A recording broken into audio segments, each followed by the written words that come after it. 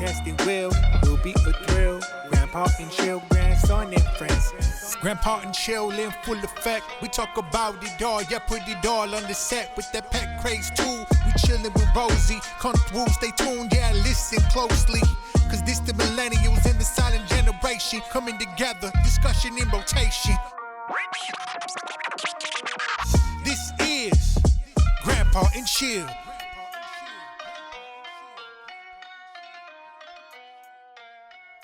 Hi everybody, welcome to another episode of Grandpa and Chill. I'm here with our incredible producer, as always, Sierra. Phines sadly could not make it today. We have Grandpa, it's a nice consolation.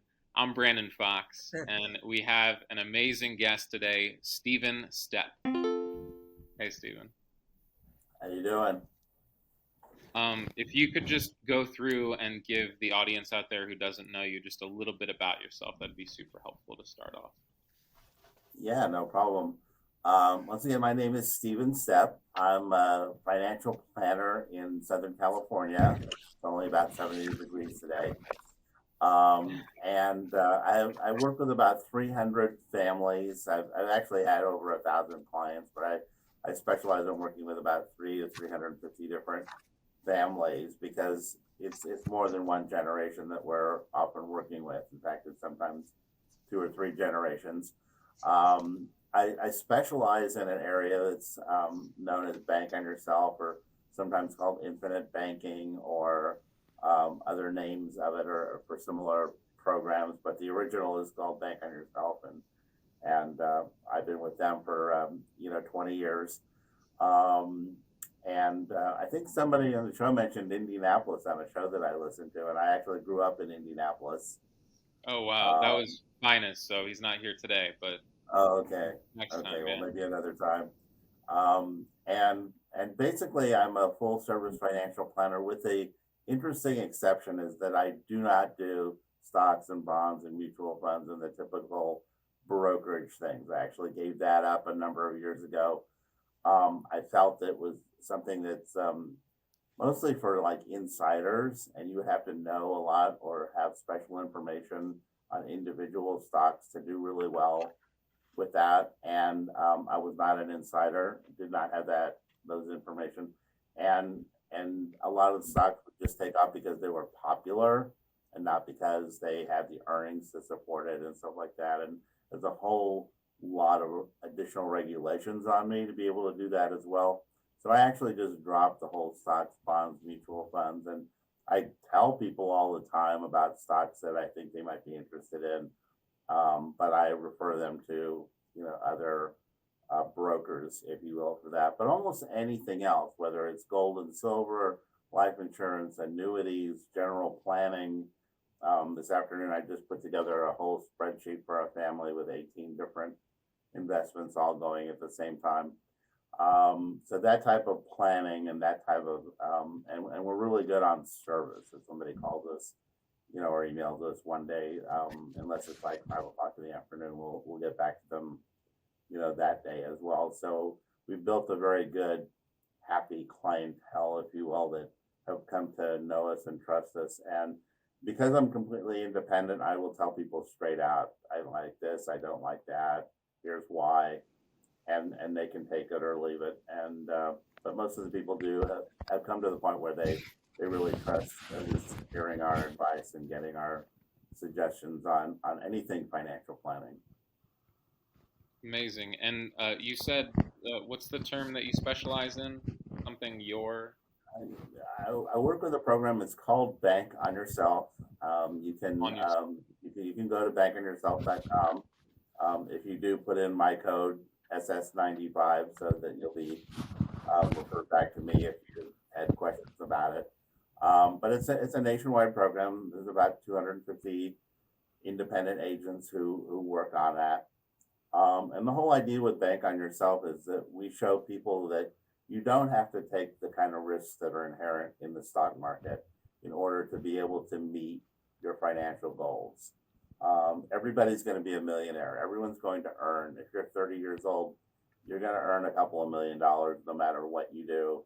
So it's a matter of what you did with that money, how you saved it, where you invested it, how your earnings kept up with it, and if you had a plan, right?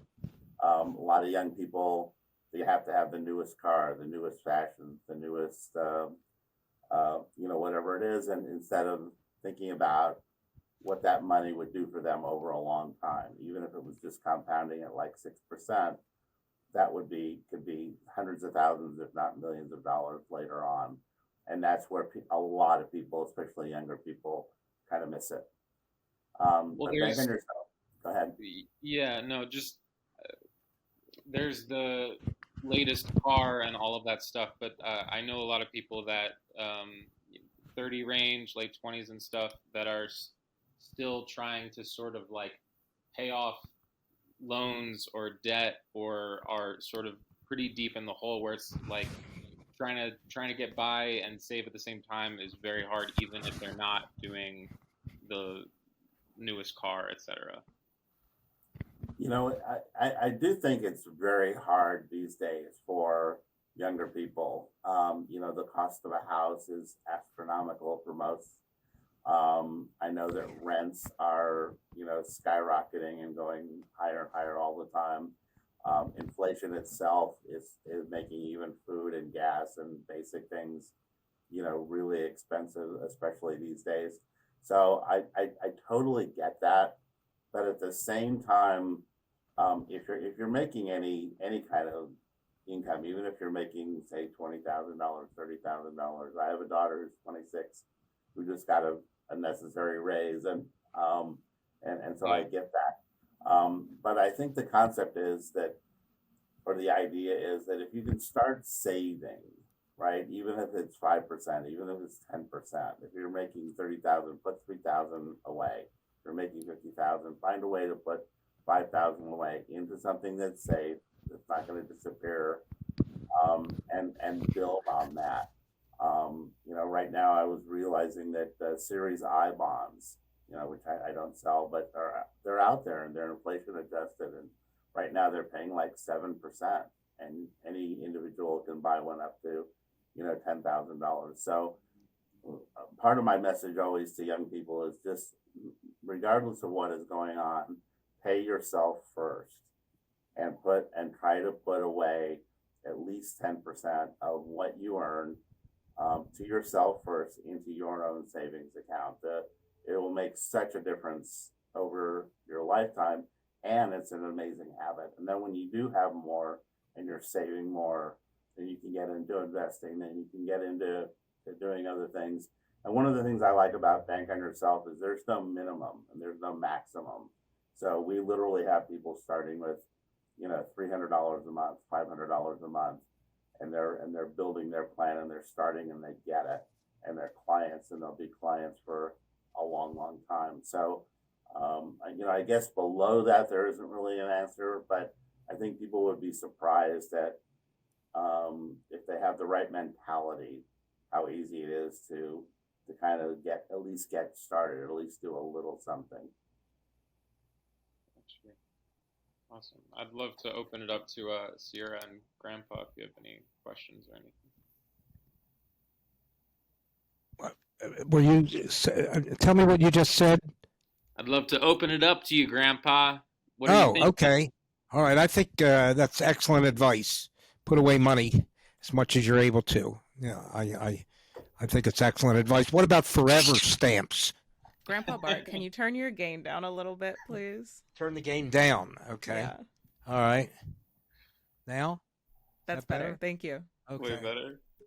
I heard that as a good idea, and you know what? If that's where the starting point is, that's probably a good idea. At least it will beat inflation on postage, and you're taking at least a little tiny baby step in the right direction.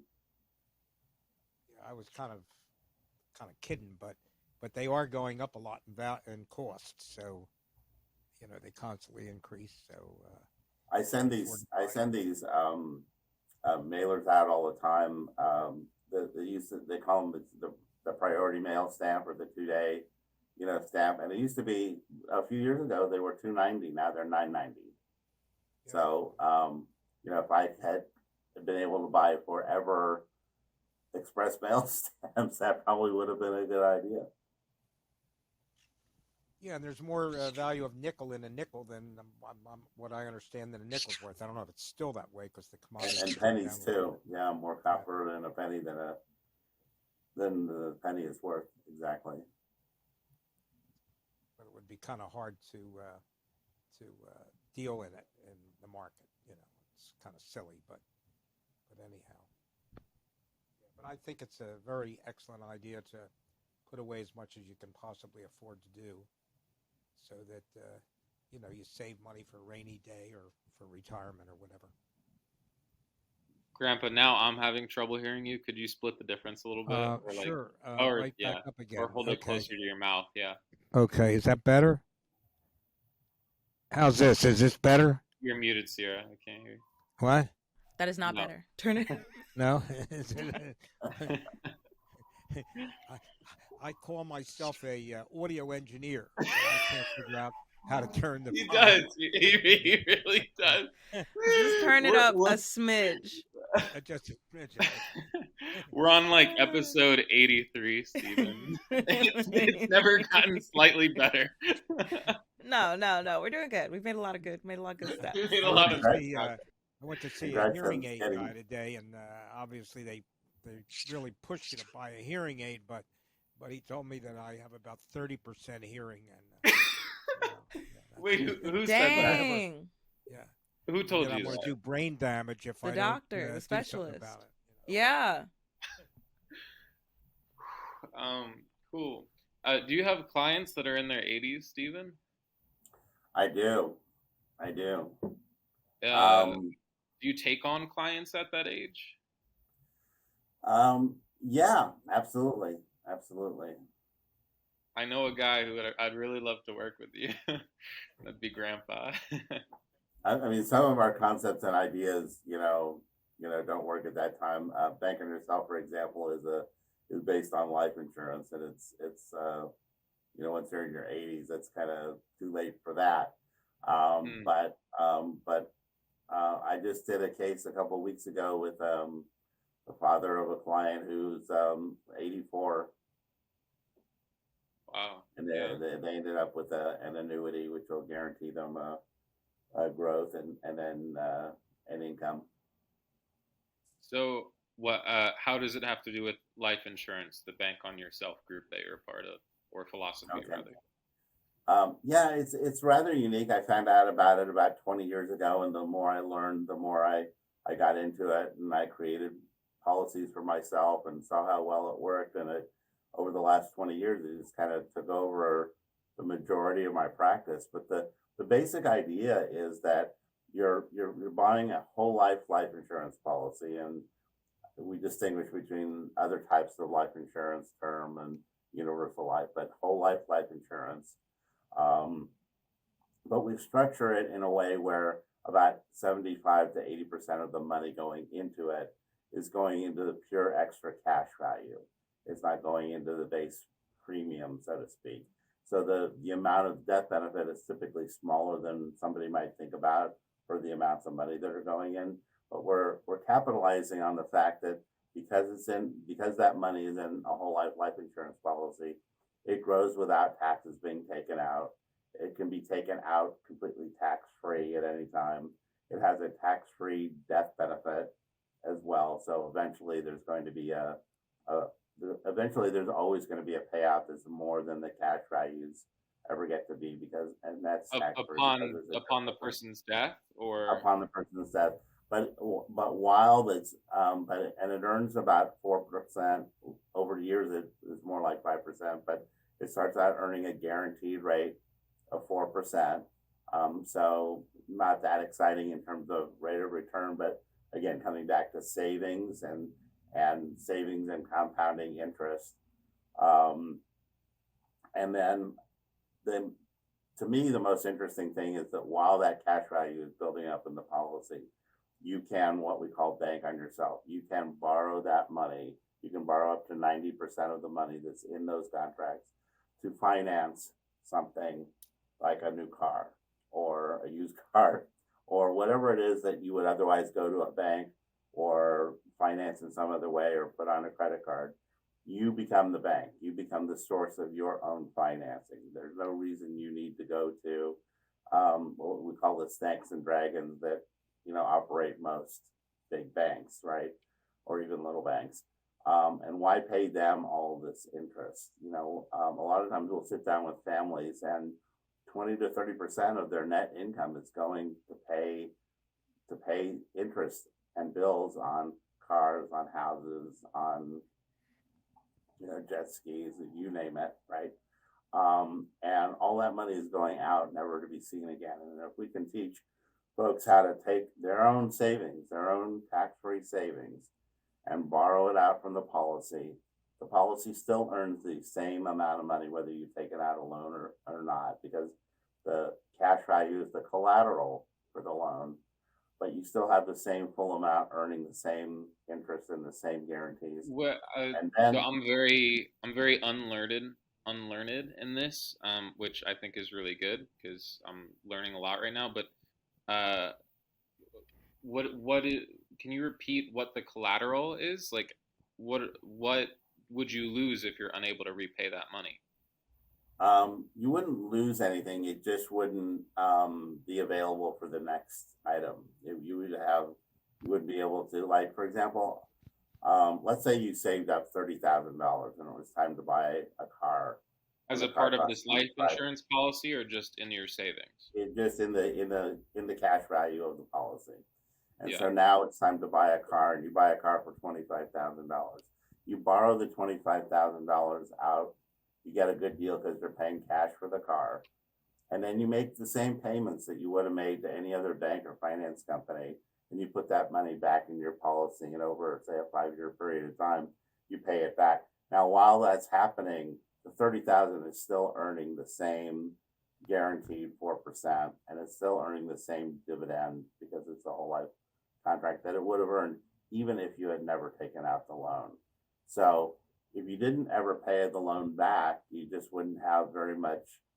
That's accessible for the next time and the next time, and sooner or later the interest would eat up the remaining cash value. But what we train people and show people how to do is, like, you'd be paying this loan back to somebody. So why is it a bad thing to be paying it back to yourself? And now you're making the same payments that you would have made to the bank. You would have had to make those payments, or they would have taken the car back or repoed it, right? But now you're making those payments back to yourself. You put all that money back into the policy. The loans are at a 5% rate. And then when it's time for the next car, or the next thing, or the roof on the house, or whatever it might be, you've got all the cash value intact so that you can do it again and again. So, for example, in my case, my last three cars were all bought with money from my policies, and I got a good deal. I paid cash for them. I typically bought them like a year or two old, and then I paid it back in a short period of time. And now I have the same full amount available for the next car. A year ago, 2 years ago, same thing happened. I need to get a new roof on the house. So instead of wondering what credit card am I going to put that on, or where am I going to borrow that money, or how long do I have to save up to get that, I was able to instantly take it out of my policy, pay for the roof. Now I'm paying it back to myself. After about a year or two, I had paid it all back.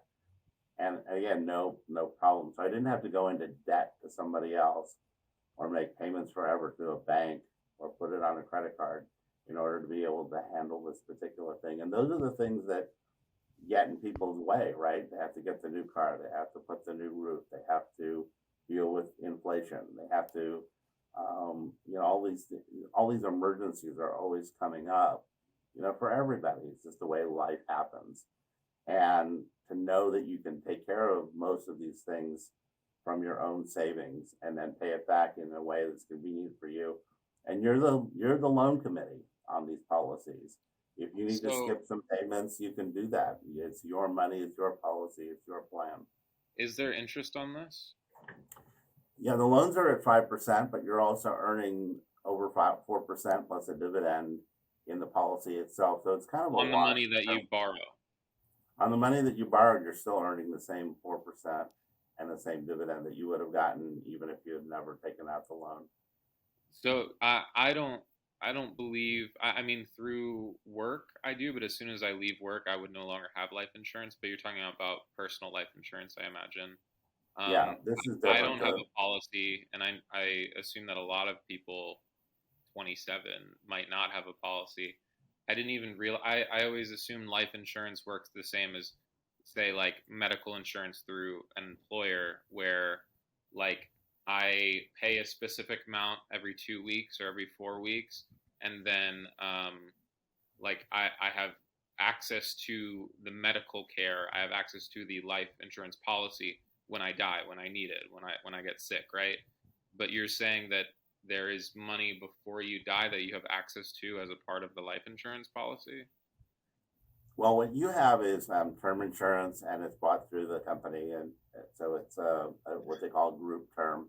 And there are basically three types of life insurance. There's term insurance where it's just the death benefit, right? And so for a lot of younger people, younger families, term insurance is probably the answer because they need a high face amount, but they can't really fund the extra cash value the way that we're talking about. So that's a really good, solution. And people often have one or two times their salary as a death benefit. So if God forbid something happens to you, there would be that, death benefit, and it would be tax free.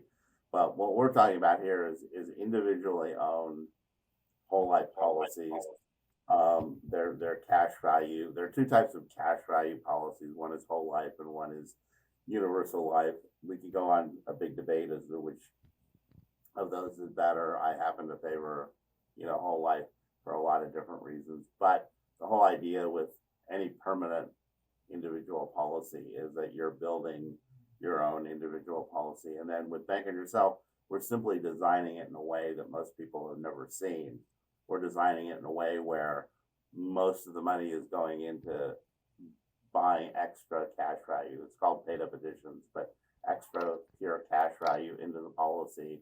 And that's that extra money, those extra dividends that are making it really fly as a savings and banking policy. So say like if I had the life insurance and I were to die, I would get $100,000, right? And the fee for the personal insurance to the insurer is like $50 or $70. You're saying that each month I could pay in addition to that 70 or 50, whatever that fee is. And that is all for when I die, but I also have access to those funds to take out with like a 5% penalty. Is that what you're saying? Well, it's not really a penalty. It's the interest that the company is allowing you to borrow your own cash value, up to 90% of it. But you can never take that money out until you die, right? Like your loved ones could take it out. Like everything on top of whatever the insurer is going to give you, on top of that 100,000, like is extra that you would have access to after you pass, basically. Well, no, while you're alive, you're creating a policy in this case where there's all kinds of living benefits, and it's an individual policy. And typically, the way we typically do it is we'll help people figure out how much can they save. Let's say they could save $1,000 a month, just to use a typical number. And then we're showing them that about 300 of that 1,000 is going into the underlying whole life policy, right? That's the part that has to be paid no matter what, forever, in order to keep the policy going. But the other 700 a month is optional, and it's going into the creating extra cash value in the policy. And it's primarily that extra cash value that we're talking about using and then using again and again. But it's very much, most of the people that buy this type of policy are buying it for being able to use it, being able to save, being able to finance the next car, to be able to finance college education, to be able to buy that next home or make the down payment on an investment. People use the cash values to even buy gold and silver, or make other investments. It's their money and it's available to them to borrow it at 5%. And then again, the secret, if you will, to having it work right is pay yourself back, right? You'd have to pay some other bank back, so why not pay yourself back? and then make those funds available, again and again. And what actually happens with most people is they end up with multiple policies because, like, my first policy was a $500 a month policy. I couldn't have done any of the things that we're talking about if all I had ever done was put in $500 a month. But a couple of years later, I was more like $1,000 a month, and a couple of years after that, it was more like $2,000 a month. And so then it became, like a centerpiece of my, financial plan. So it really starts with how much can you save, and then we build the plan around that. But it's much more about, most of my clients aren't really focused on the death benefit. They realize that they're building this cash value, and that's going to be over time much more valuable to them, especially if they use it again and again and again, and it's sitting there and available tax free. Is going to be much more, give them much more peace of mind and much more possibilities and options down the road than saving it anywhere else. Did you know about this, Sierra or Grandpa? No. I just like this is all interesting because like in my brain I was like, for the longest time I just assumed like I'll probably have some money when I'm 30. I don't know. So this is well needed information. I didn't even know that life insurance policies worked like this. Did you know this, Grandpa? Pardon? Were you talking to me? Did you know that this works like this? Yes. Oh, Yeah. damn! You're not imparting this information. In college. And I was Are you serious? Is that a thing? I did not know that was a thing. I mean, I've asked you for advice a million times, and you never brought this up once. Well, I mean, this isn't for people that are destitute. No. So He didn't want you to be focused on the life insurance. Actually, I had a friend in college who was from a very well-to-do family. He owned a lot of real estate, and surprisingly, he was a business guy even when he was a kid in college, and he sold me a life insurance policy with Northwestern Mutual back in those days, and I'm going back now to the early '60s. So it's and he's a smart guy, done very well. So yeah, I do know. I mean, what storm bird biting me? I mean, it's just a combination of term, which means that you get what you pay for, and once the term's over, it's done with, and you have to do it again, and your rates can keep going up or whatever. And what they call, the invested capital, which is the other part, and then when they put them together, they call them whole life. So that's really what it is. Yeah, it's a combination of term and what you're basically investing. And one distinction with whole life, there isn't a term. There's just this underlying base guarantee level premium, and then what Grandpa was describing there was more of what's called a universal life, where it's a combination of a term insurance policy with a side fund that's supposed to be growing. And a lot of people will say that universal is better because it can be invested in the market or different indexes or just a regular cash account. But what happens in those types of policies actually at well before Grandpa's age is that the term insurance keeps going higher and higher, and it makes it difficult for the policy to work the way I've been describing, because there's more and more being taken out for the cost of the life insurance. Whereas in whole life, the underlying base premium is absolutely guaranteed. It can never go up. So even with inflation, that underlying base premium stays exactly the same. And so the optional part, the additional money that you're putting into it to make it work for Bank on Yourself or for other things. And by the way, one of the most common uses for Bank on Yourself type policies is for helping fund for college, right? College costs a fortune these days, almost no matter where you go. And a lot of people have good income. They might make $100,000. They might make $200,000. But if they have 2 or 3 kids, they're constantly worried about, how am I going to save enough money to have them go to college and still have my own retirement plan? And so one of the most common uses for Bank on Yourself is to help fund college education, and then a combination of you're paying it back, and even have the student who benefited from the education help pay it back as well. And then you're fully funded to have the policy. At retirement time, you can start taking out tax-free income from it, as well as having the tax-free death benefit. So once I started learning more and more about that type of policy, it became, you can see why it kind of started taking over my practice. Yeah. Sierra, like, how many people our age do you think know about this? Know about or even have life insurance? None. Except maybe like probably like some 1%ers or 5%ers whose parents know about this and, have done it for them.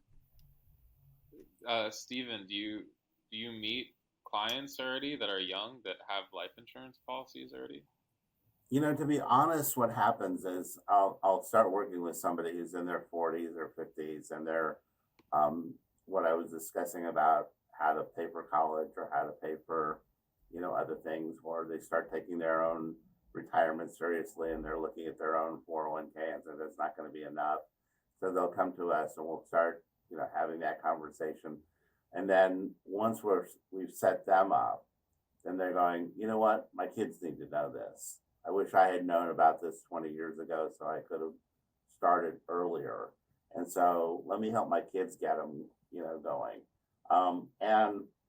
And yeah, it's easier if you're in the 1% or 2% or whatever, but the information is out there. I'm happy to work with anybody at any age. And there isn't, like I said, there's no real minimum. If somebody wants to do $300 a month, we'll work with them. If somebody wants to do, $300,000 a year, we'll work with them. So and everybody's situation is different, and everybody's goals are different. And that's one of the things I like about this program in particular, but other ones we have as well, is that we're designing and building around what you're trying to do, what your goals are. Because my goals doesn't matter, Grandpa's goals doesn't matter. It's what your goals and what you're trying to do and what you're able to save is where it comes in. So a lot of times it starts with a 40 or 50-year-old, but then they're going, you know what, my kids have to have this, my grandkids have to have this. We have a lot of situations where grandparents are, because they have all the money, right? They're in their 50s, 60s, 70s, 80s, they have all the money. Why not start gifting it to the kids? Have the kids have life insurance that they may not have to cover the next generation, and then have that money available to help for college or other things like that, or starting a business or whatever it might be. And then eventually, the third generation is going to get the death benefit. So we're actually helping 3 generations with one policy. And I've even done it with great grandkids.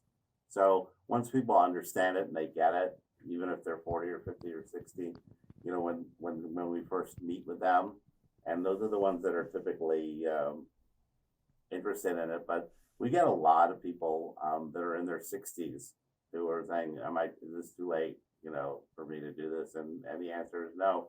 The only thing the structure of the policy is going to be the same in terms of like 2/3 of the money going into the cash value portion of the policy, but the amount of death benefit, like if you're 20, there's going to be much more death benefit for that same amount of money than when you're 50 or 60 or 70. So the earlier you start, the better it is. So you recommend?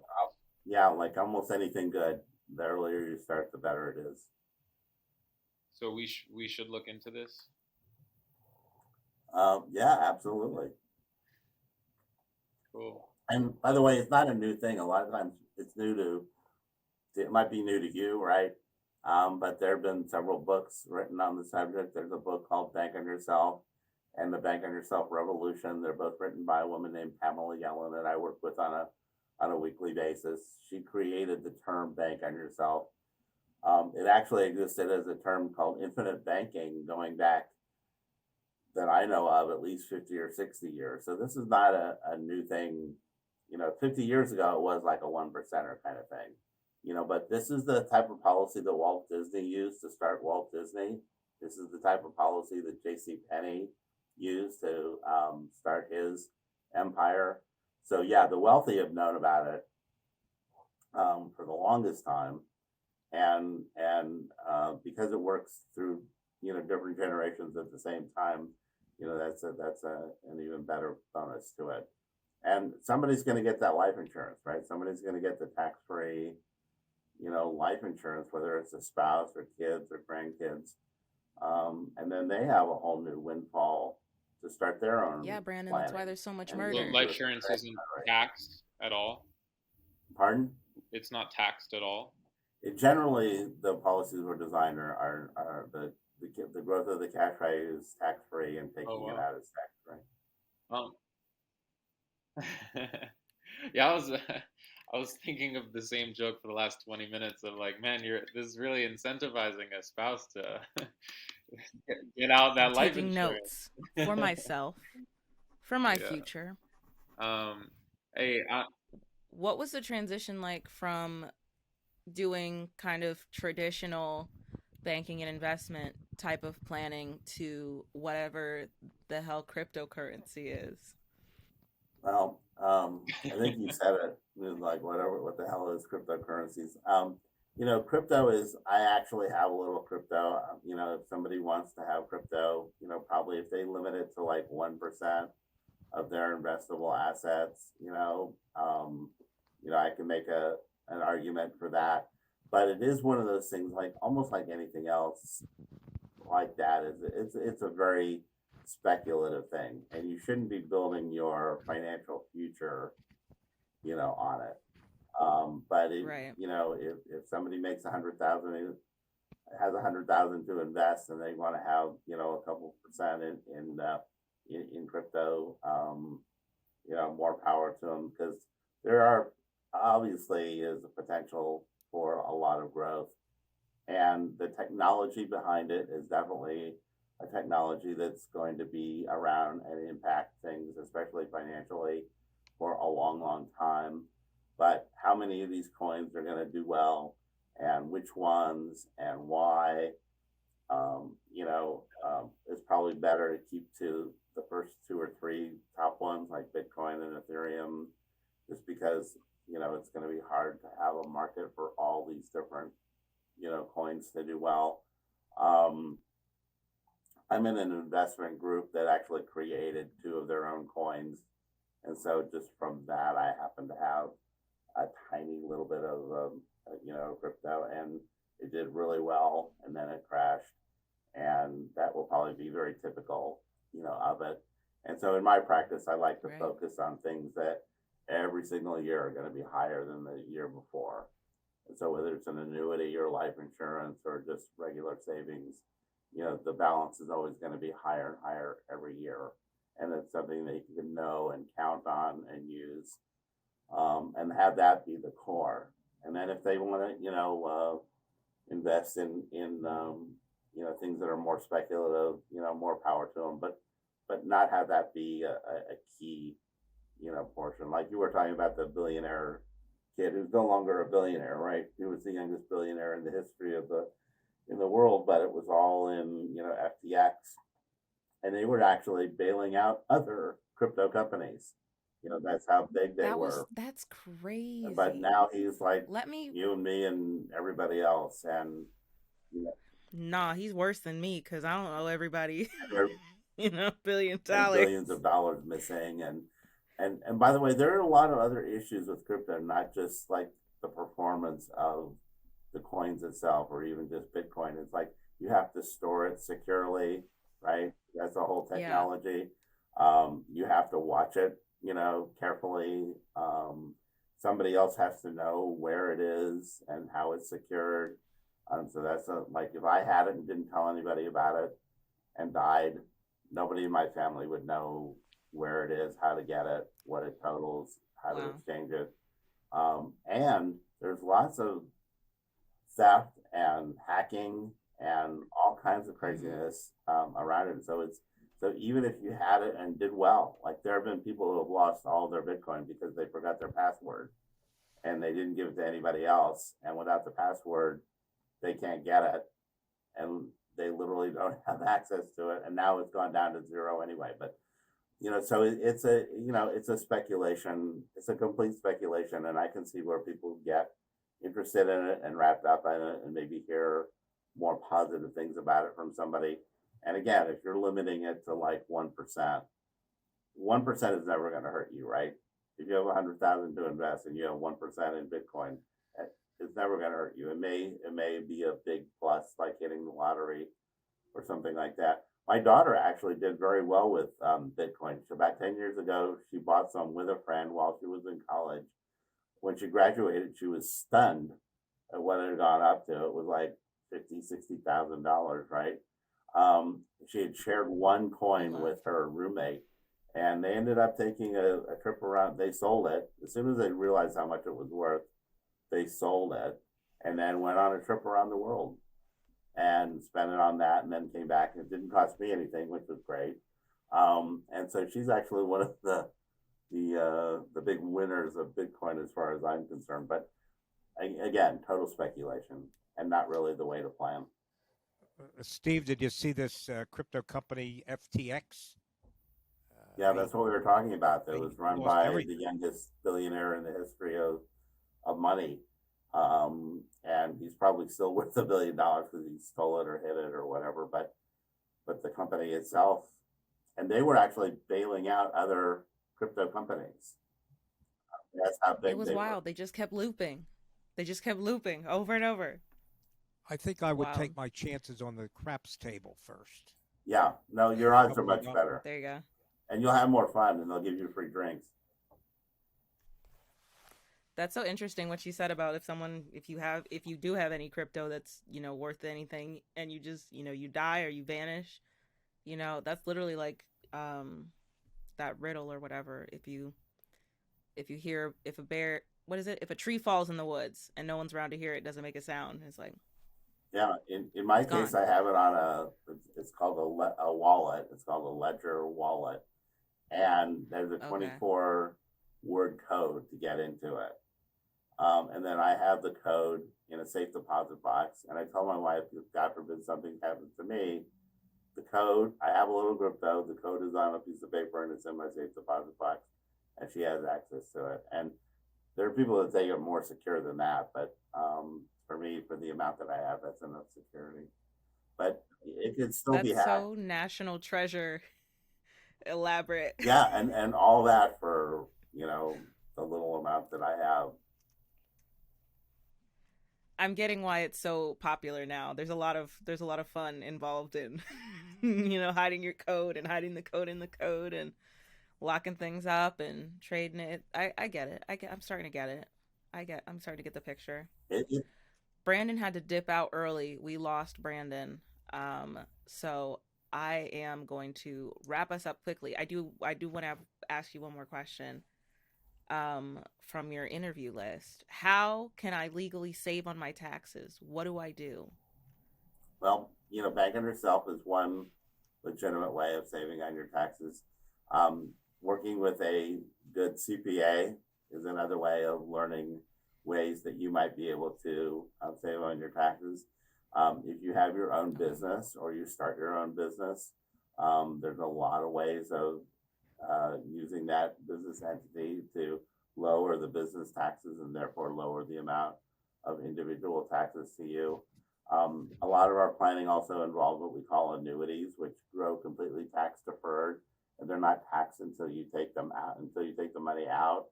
And those investments are typically taken out when people have already retired and they're in a lower bracket. So they're putting it in when they're in a higher bracket, and they're deferring it like a pension or 401k until they're taking it out. And one other thing, I know you're running out of time, but that is a message that I would love to impart to almost all of your listeners, and especially younger people. Most people, when they show up at work, they're saying, here's your 401k, here's how it works, we match it or we don't match it. They consider it automatic that you would want to do that. It grows tax deferred until you take it out or move it, it can be moved to other companies. So if you move to another company, you can roll it over and put it into that company's, 401k. And there's this whole myth that that's the automatic best way of creating retirement or starting to save for your retirement. And it's a huge, huge myth for a number of reasons. First of all, the fees are typically very high. Secondly, the individuals who are doing it are not financial planners, so they don't know. It's not like a pension where there's a pension actuarial team that's figuring out what to invest in. You're supposed to figure out, what the best mutual fund choices are. And for most people, that's not what they do or what they're good at. So the performance tends to be, if anything, what the market does. And most financial planners don't beat the S&P 500, so you'd be better off with just an index account. And lastly, especially for young people, that money is in prison until you're 60 years old. Is that really going to be, do you really want to be locking up money with no alternatives besides what's in the 401k until you're 60 years old? Most 30-year-olds that I talk to would not want to do that. They would not want a 30-year retirement plan. And they shouldn't, because things will change so much. Look how much things have changed in the last 10 or 20 years. Think of what will happen in the last 5. 10, yeah. So think of what will happen in the next 5, 10, 15, 20 years that they would have wished that they could have taken that money out or done something else. So that's a huge thing. And if I could, for young people, middle-aged people, whatever, you cannot rely on your 401k to be the answer to your retirement plan. So instead of that 401k, you're saying do the investing in yourself or banking on yourself. Buy annuities, buy life insurance, buy other guaranteed things that you know and understand and control, and that can help you in other ways. Absolutely. I did not know that. That is really good advice, especially since we aren't like our economy, like our whole economy is not even just a generational thing. Our economy isn't really built for like careers, like long, like decades spanning careers where you just stay in one place or at one company for your whole life. We don't really do that anymore. Grandpa can tell you, it used to be, he went my dad worked for a company for 40 years. It was the only place he ever worked. They provided a pension, a real pension, so that he knew exactly when he retired at age 65, exactly how much he was going to have on a monthly basis, guaranteed for as long as he or my mom were alive. My mom's still alive. She's 90 years old. She's still collecting on that pension. But those days, and the loyalty both ways isn't there. Employers aren't loyal like that anymore. When you get to be 50 years old and you're earning a good amount and they can replace you with a younger person, they do it in an instant. And the same, and quite honestly, it's kind of true for young people also. As soon as somebody offers them $10,000 a year more, they're gone. And I can't blame them, because the loyalty isn't there the other way either. Loyalty and the benefits. So those kind of benefits are not there. And now with the 401ks, there's an excellent book out there if anybody wants to contact me, and anybody can contact me at connectwithstevenstepp.com. All my information is there. I'll send them a copy of the book that talks about the 401ks, and it's called Rescue Your Retirement. And it goes into all the reasons and all the depth of why the person that created the 401k says he wished he never had done it. And at the time, it was simply a way of paying extra money from the companies to key employees, and then have it to be on top of their pension, not instead of their pension. And there's a movie out there called The Baby Boomer Dilemma. It's catching on a lot with baby boomers in particular, but younger people too, where it tells the true story of a family. And there's all these interviews with experts as well mixed into it, but it tells the story of a family that in the state of Florida, where they rolled over all the pensions, the good, safe, honest pensions, into 401ks. And that made the individuals the ones in charge of their own retirement. And they weren't set up to do that. So they didn't know how to do that and how to maximize it and how to pick the right mutual funds. And so sometimes it went well and sometimes it didn't. But then in this movie, they talk about how the market crashed literally the year that literally within weeks of when somebody took their retirement. So they had X amount, and now they had half that amount 3 weeks later. And then the wife was screaming at the husband, like, I left you in charge of this, and look what you did. We can't live on this. We can't retire on this. And now you're retired. What are we supposed to do? But besides showing the pain of that situation, it reflects this whole idea of for most people, they cannot rely on their 401k to create the retirement that they think, they're doing.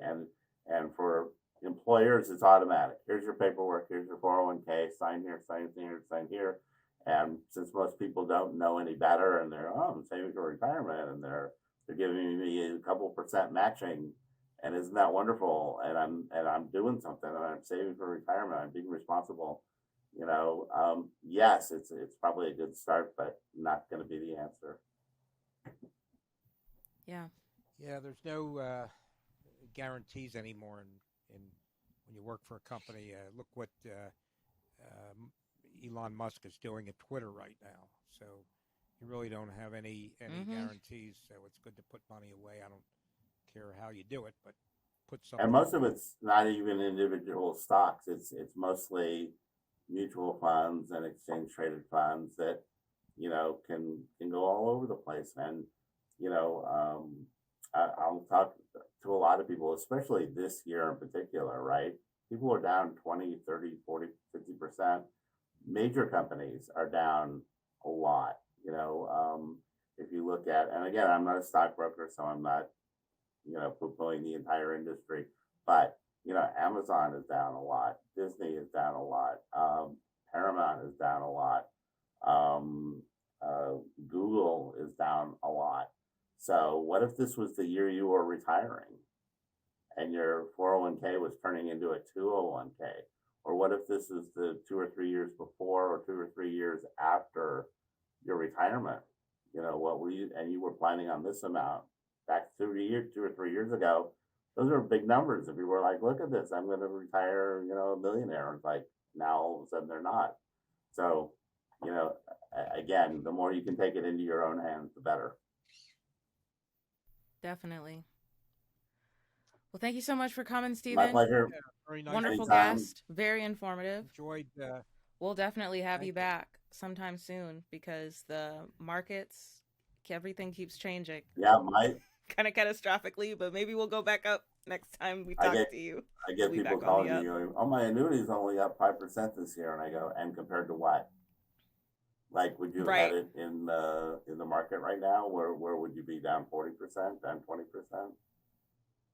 Count your blessings. Is that Just say I go, you're yeah, welcome exactly. and hang That's up. a great thing. By the way, Sierra, you have so a everybody listen. great voice for radio and podcasts. I really like.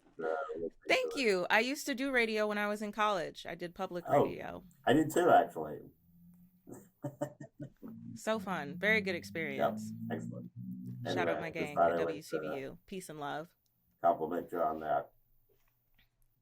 Thank you. Everyone, check out Stephen's Step. You can get his information, find out about him, and he can give you more beautiful, incredible advice. It's connectwithstephenstep.com, STEVENSTEP. Thank you so much. Again, wonderful, absolutely informative. Am I the first financial really planner you've had on? I think so. I think we had someone talk about maybe insurance, something similar, but I don't think it was the same vein. So this is very helpful because, a girl's finally got some income, so she needs to know All what to do right. with it. Well, it was a pleasure. Have a and great fun. night. Thank you. Good night. Podcasting with Grandpa Bart and Rosie, always on his shoulder. This is Grandpa and Chill. Grandpa and Chill is brought to you by your hosts, Brandon Fox, Bart Frank, and Phines Jackson. Our producer is Sierra Doss. To watch and listen to full episodes of the show and follow us on social media, visit grandpaandchill.com. That's grandpaandchill.com.